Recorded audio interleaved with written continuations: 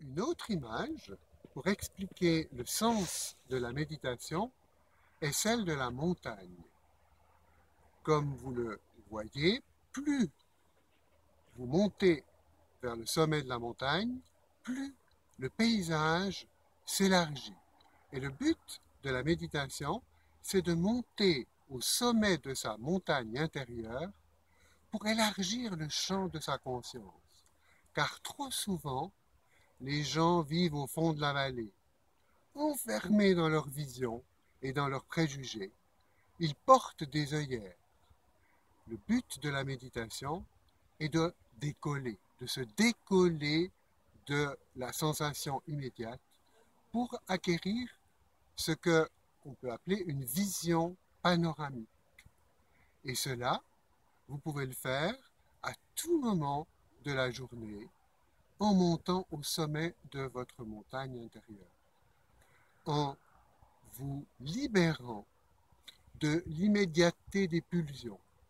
Essayez par exemple, ce n'est pas facile, je le sais, de réagir comme cela lorsque vous sentez monter en vous une impulsion, par exemple la colère, ou une autre impulsion négative comme la violence.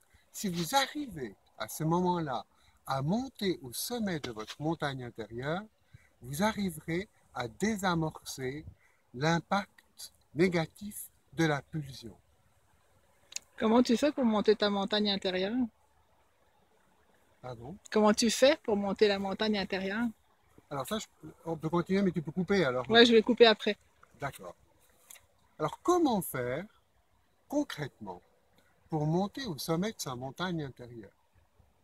Bien, il y a plusieurs étapes, mais on peut le faire assez rapidement. Il faut d'abord tout simplement prendre conscience de son corps physique, dans l'espace. Puis, passer au niveau du souffle, prendre conscience de la respiration, observer quelques instants le va-et-vient du souffle. Cela peut souvent suffire à désamorcer l'immédiateté de la pulsion. Et puis l'étape suivante serait tout simplement de fermer quelques instants les yeux et de prendre conscience de ce qu'on appelle l'espace frontal, de la légère luminosité qui filtre à travers vos paupières. C'est votre écran de bord, votre tableau de bord, et là vous êtes en amont, vous êtes plus loin, vous observez ce tableau de bord.